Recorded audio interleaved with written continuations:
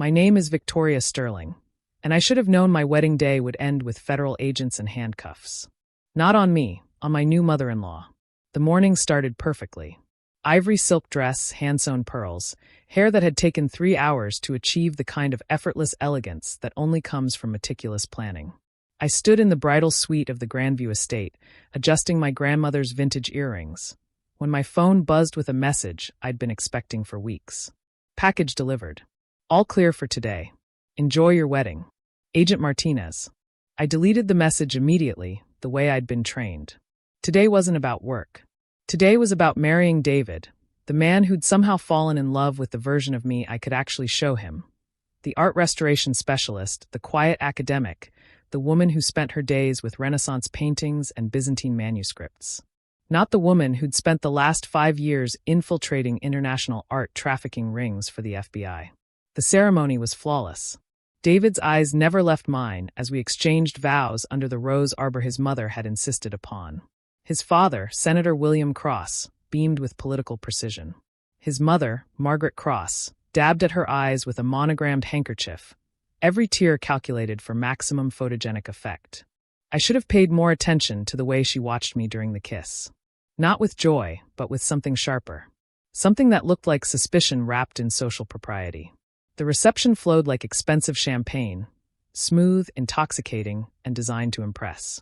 I danced with David's college friends, smiled through toasts from his law firm partners, and fielded the usual questions about my fascinating career in art history. Everyone wanted to know about the glamorous world of museum acquisitions and private collections. If only they knew how unglamorous it really was. How many nights I'd spent in shipping containers in Rotterdam, tracking stolen Van Goghs. How many times I'd worn a wire to gallery openings, pretending to be a buyer while recording conversations with dealers who sold looted artifacts to the highest bidder. But that life felt distant as I swayed in David's arms during our first dance. For 3 hours, I was just Victoria Cross, new wife, art lover, normal person with a normal life stretching ahead. Then Margaret Cross tapped the microphone. "Ladies and gentlemen," she began, her voice carrying the authority of someone accustomed to being heard. "I have something important to share about our new family member." David squeezed my hand.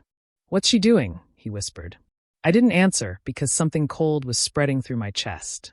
The way she said new family member, like she was introducing evidence at a trial. "Victoria has presented herself as an art restoration specialist," Margaret continued, her smile sharp as crystal. "But I've done some investigating of my own." The room grew quieter. Conversations paused. Champagne glasses stopped moving. There is no record of Victoria Sterling at the Metropolitan Museum of Art, where she claims to work.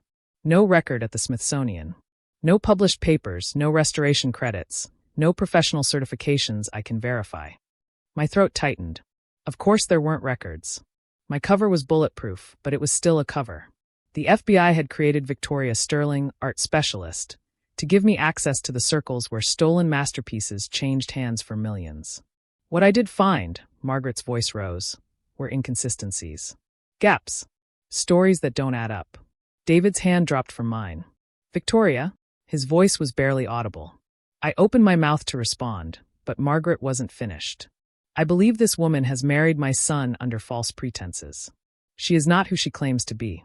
The silence that followed was deafening. 200 faces turned toward me, and I saw the question in every single one. "Who are you really?" I could have explained. Could have told David that I loved him, that everything about us was real even if my job wasn't what he thought. Could have tried to salvage something from the wreckage of my blown cover. Instead, Margaret made the decision for me. "Security," she called out, her voice echoing off the estate's vaulted ceilings. "Remove this woman from the premises immediately." The word woman hit like a slap. Not daughter-in-law. Not Victoria.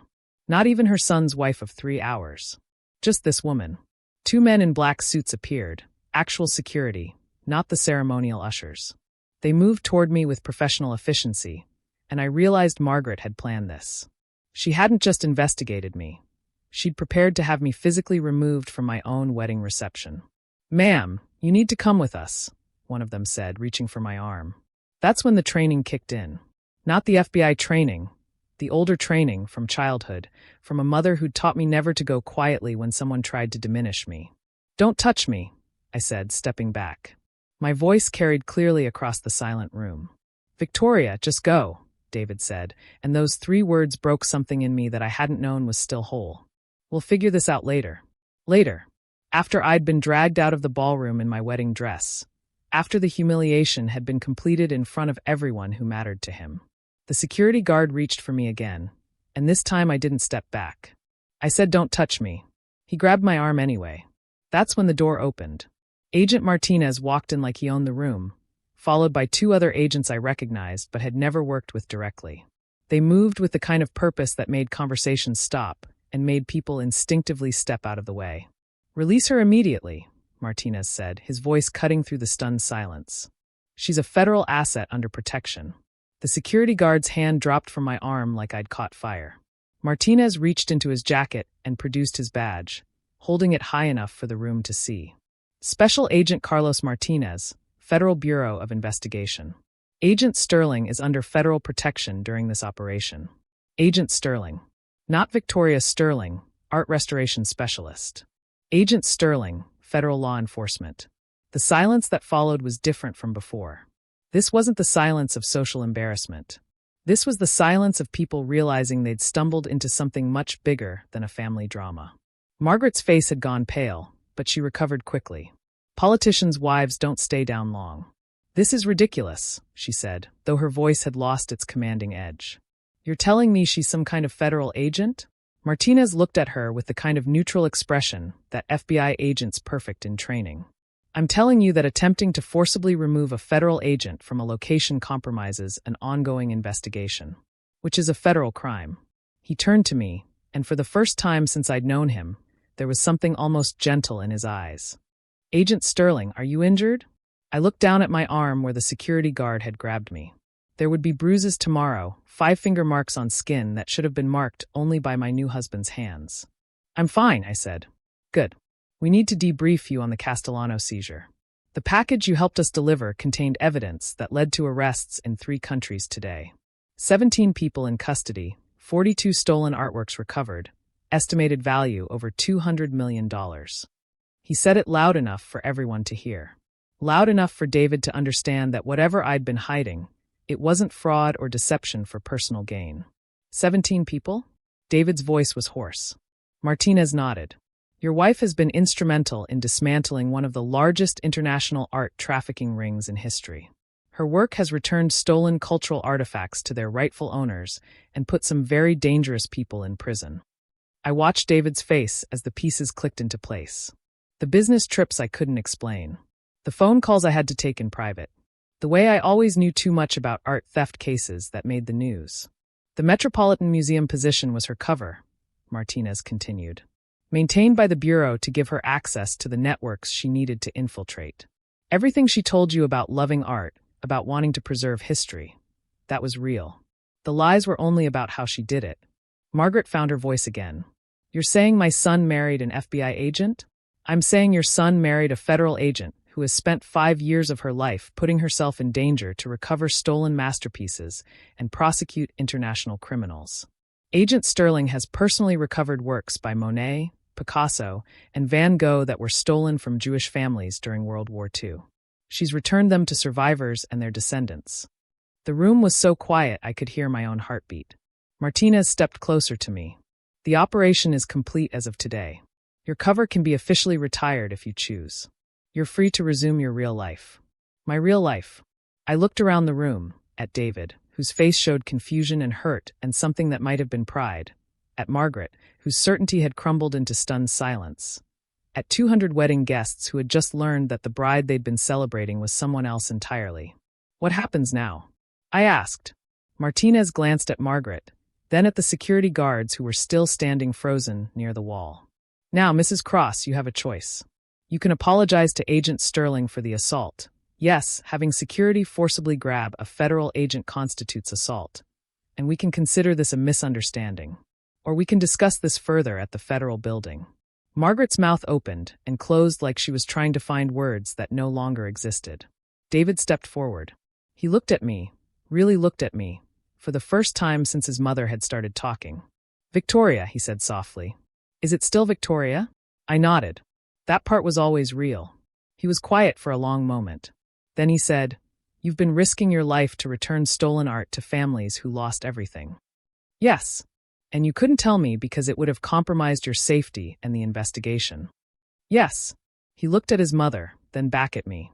"And she just tried to have you physically removed from our wedding because she didn't understand who you really are." "Yes." David walked over to his mother. When he spoke, his voice was quiet, but it carried to every corner of the room. "Mom, you owe my wife an apology." Margaret Cross, the woman who had orchestrated my humiliation, who had tried to have me dragged out of my own wedding, looked at me with something I'd never seen in her eyes before, respect mixed with fear. "I'm sorry," she said, and for the first time since I'd met her, she sounded like she meant it. I nodded once, accepting it because David needed me to, not because I was ready to forgive. Martinez handed me a card. "Your new contact information is on there. The Bureau would like to offer you a position with our art crime team. Full disclosure, regular hours, no more undercover work unless you request it." I took the card and looked at David. "What do you think?" He smiled, the first real smile I'd seen from him in an hour. "I think I married someone even more extraordinary than I thought." The room began to buzz again as conversations resumed, but they were different now. Quieter, more respectful. People weren't just looking at the bride who'd been accused of fraud. They were looking at the federal agent who'd spent years recovering stolen history. As Martinez and his team prepared to leave, he paused next to me. "For what it's worth," he said quietly, "you deserve better than what happened here today." I looked around the room, at the wedding that had nearly been destroyed by suspicion and fear, at the family I'd married into, at the husband who'd stood by me when the truth finally came out. "Actually," I said, "I think I'm exactly where I'm supposed to be. Because sometimes the truth doesn't set you free immediately. Sometimes it takes a federal badge and 200 witnesses to make people see who you really are. But when they finally do see you, all of you, including the parts you had to keep hidden, that's when you know whether you've chosen the right people to stand beside."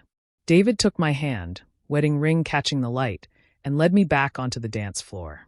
This time, when we danced, I wasn't hiding anything. And for the first time in 5 years, that felt like coming home.